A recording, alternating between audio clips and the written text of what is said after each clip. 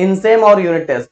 So guys बहुत सारे हो सकता है यूनिवर्सिटी में यूनिट टेस्ट हो चुका होगा, या तो जहां सेमेस्टर 2 देरी से स्टार्ट हुआ होगा वहां होने वाला होगा।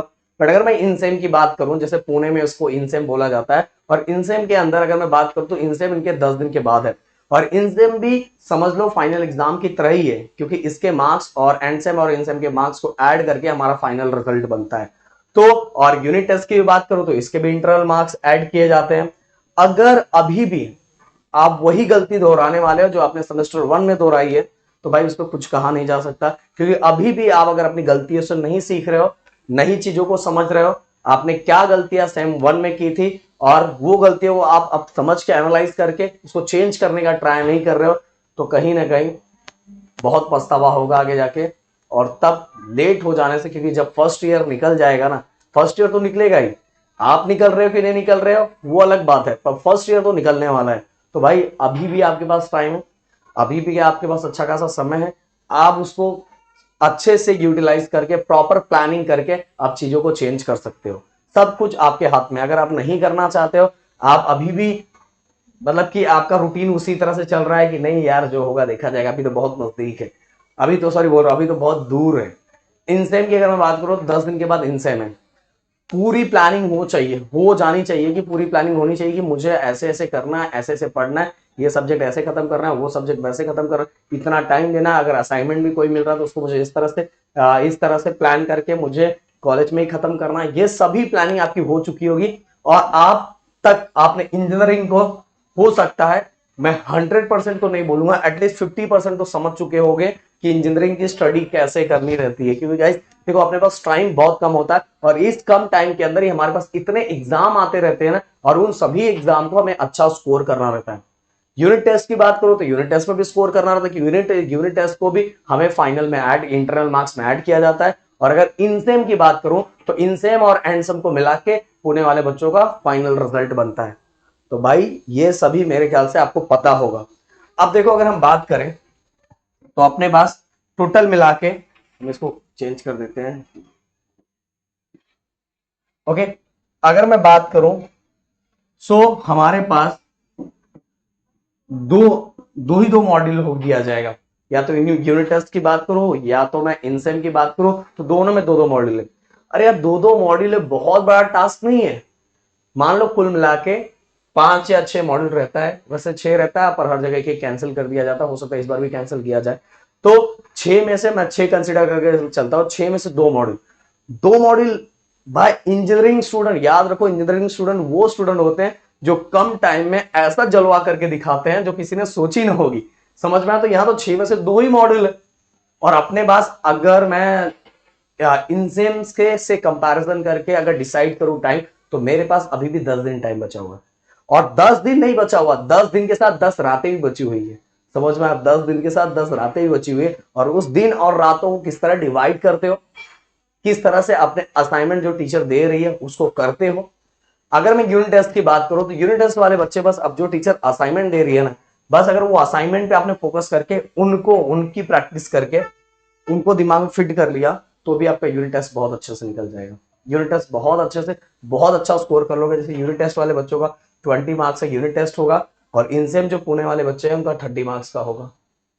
ओके, सो भाई ये दिमाग में रखना है, पूरा फिक्स कर लेना है कि हमें इस बार इनसेम या तो यूनिट टेस्ट दोनों में मैक्सिमम मार्क्स स्कोर करना है। मैं बोलूं टारगेट तो इतना अलग रखो कि 20 में से एटलीस्ट 18 मार्क्स। और क्या सर क्या बोल रहे हैं? नहीं, टारगेट ये रखना है। अगर अभी भी सुधर नहीं रहे हो, समझ नहीं रहे हो, तो भाई बहुत पछतावा होगा। फिर से बता रहा हूं, बार बार समझा रहा हूं, मैंने सेमेस्टर 1 में भी जब कहा था तो एक दो बच्चों को कि नहीं सर आप सर अभी तो अपना टाइम है खेलने कूदने का। है टाइम, मुझे पता है भाई, है टाइम, मैं कहां बोल रहा हूं नहीं है, बट ये भी तो टाइम है ना। टाइम निकालो ना, पहले ये करो फिर उसमें से टाइम बैलेंस करके फिर करो। नहीं तो पता क्या होगा कि जब ये रिजल्ट खराब आ जाएगा तो अपना मन कहीं नहीं लगेगा। अब कुछ भी करने जाओ उसमें मन नहीं लगेगा, क्योंकि आपने इंजीनियरिंग में एडमिशन लिया है ना। इंजीनियरिंग में एडमिशन लेने का चॉइस आपका था, तो अगर आप इसमें आके इसकी चीजों को, इसके रूटीन को प्रॉपर तरीके से फॉलो नहीं कर रहे हो और हर एग्जाम में अच्छा स्कोर नहीं कर रहे हो, तो आप तो कहीं ना कहीं जो आपने चॉइस मतलब आपकी चॉइस थी कि इंजीनियरिंग में आना, वो कहीं ना कहीं गलत हो रहा है। तो भाई उन सभी चीजों को सही करो, एटलीस्ट 20 में से 18 मार्क्स, और यहां 30 में से एटलीस्ट, मैं आप सभी को ये टारगेट दे रहा हूं कि एटलीस्ट 27 या तो 28 मार्क्स, ये टारगेट रख के अपने पढ़ना है। ये टारगेट अपने को दिमाग में रख के ही पढ़ना है। और अगर आपके पास 10 दिन है, मैंने बोला 10 दिन नहीं है, 10 दिन के साथ 10 रातें भी है। मैंने असाइनमेंट बोल दिया, जो भी टीचर लिखने वाली है, काम दे रही है, उसको स्कूल सॉरी कॉलेज में जितना जहां जहां ट्राई, मतलब जहां भी आपको जगह मिले, जिस टाइम में जिस लेक्चर में टाइम मिल रहा है, उसमें लिख के खत्म करो, उसमें लिख के खत्म करो। बट यूनिट टेस्ट वाले बच्चों को असाइनमेंट में तो बहुत सारे क्वेश्चंस तो आते हैं, तो आप वैसे खत्म कर सकते हो। तो 10 दिन अपने पास, 10 दिन है, और 10 दिन के साथ 10 रातें भी है, और अपने पास 2 ही मॉड्यूल है, बस ओनली 2 मॉड्यूल है। और इनसेम वाले बच्चों को तो ये दो मॉड्यूल वापस रिपीट नहीं होने वाला, जितने मॉड्यूल आएंगे वो रिपीट नहीं होंगे। एंड सेम में ये देखा जाए तो थोड़ी अच्छी बात भी है। पर यूनिट टेस्ट वाले बच्चों को, जो यूनिट टेस्ट में जो एग्जाम देंगे, वो भी फाइनल में आने वाला है। तो भाई आपको असाइनमेंट के साथ ही उसको एक्स्ट्रा भी पीवाईक्यू की तैयारी करनी है यूनिट टेस्ट वाले बच्चों को। जो इन सेम वाले बच्चों को, तो आपकी तैयारी तो समझ लो इसका पूरी तरह से होना चाहिए। और कैसे? ओनली ओनली ओनली बस बस बस ये 2 मॉड्यूल है ना, पीवाईक्यू फोकस करो और टारगेट कर लो। क्या 2 है ना, इसमें मैं क्या करूँ कि जितना ज्यादा स्कोर कर लोगे एंड सेम में, उतना टेंशन खत्म हो जाएगा, उतना टेंशन खत्म हो जाएगा। तो डेली ये टारगेट रखो कि 2 मॉड्यूल है, 2 मॉड्यूल का 2 मॉड्यूल को मैं 4 पार्ट में डिवाइड करूंगा। मतलब एक मॉड्यूल को 2 पार्ट में डिवाइड करूंगा, और उसको शाम एंड सुबह ऐसे 2 करके करूंगा। देन दूसरा भी होगा उसको शाम और सुबह ऐसे करके करूंगा। फिर इसके बाद उसके अंदर ही मैं ये देखूंगा कि न्यूमेरिकल सब्जेक्ट कौन से हैं जो हमें प्रैक्टिस करने, जैसा मैथ हो गया, तो न्यूमेरिकल सब्जेक्ट कौन सा जिसके अंदर मुझे सॉल्व करना है। तो सॉल्व करना, कब सॉल्व करने में मजा आता है? जब आप फ्रेश रहते हो, जब बहुत ज्यादा फ्रेश रहते हो, तो मॉर्निंग में भी कर सकते हो, या तो आप कॉलेज से आ रहे हो 1-1.5 घंटा रेस्ट कर रहे हो, रेस्ट करने के बाद आपका माइंड अगर फ्रेश हो जाता है तो कर सकते हो। या तो ज्यादातर सॉल्व करने वाला क्वेश्चन अगर रात को भी करते हो, ओके रात को करते हो, पर बहुत लोगों को नींद आने लगती है सॉल्व करते करते भी। बट मेरा ऐसा था कि मैं जब मैथ सॉल्व करता था तो मुझे नींद नहीं आती थी, फिर मुझे मैथ सॉल्व करने में अच्छा लगता था। बट हो सकता है आपकी चीजें अलग हो, तो आप उसको अपने हिसाब से डिवाइड कर सकते हो। किस समय आपको फ्रेश महसूस हो रहा होगा, आप बोलोगे सर पढ़ने का तो मेरे को कभी भी महसूस नहीं होता है। नहीं यार, दिल को अपने को समझाना पड़ेगा कि अगर अभी मैंने टाइम देके प्रॉपर तरीके से नहीं किया, तो आगे रिजल्ट के टाइम में मुझे फ्रेश महसूस नहीं होगा, क्योंकि हो सकता है मेरा पिछले सेमेस्टर का भी कुछ बाकी रह गया हो और वो इस सेमेस्टर में आने वाला हो। तो इन सभी को चीजों को समझ के, और थोड़ी थोड़ी थोड़ी लोगों से कट के, अपना टाइम जो लोगों से मिलने का टाइम है, अपने बुक को टाइम दे दो। क्योंकि इस समय अगर आपने सेमेस्टर 2 को बचा लिया ना यार, मैंने बोला first year and second year engineering में यही चीजें समझनी रहती है, और आगे तो अपने आप निकल जाएगा। थर्ड ईयर फोर्थ ईयर तो अगर आपने फर्स्ट ईयर सेकेंड ईयर संभाल लिया, तो थर्ड और फोर्थ ऐसे निकल जाएगा। बट अगर आपने फर्स्ट और सेकेंड नहीं संभाला, तो भाई आगे के भी बहुत चांसेस बहुत हार्ड हो जाएंगे, और यहीं से डिफिकल्टी लेवल जो होता है इंजीनियरिंग का वो बढ़ता जाता है। बट अगर आपने ये फर्स्ट ईयर और सेकेंड ईयर को संभाल लिया, तो डेली जो डे बाय डे अपना टेंशन है ना, वो डे बाय डे कम होता जाएगा।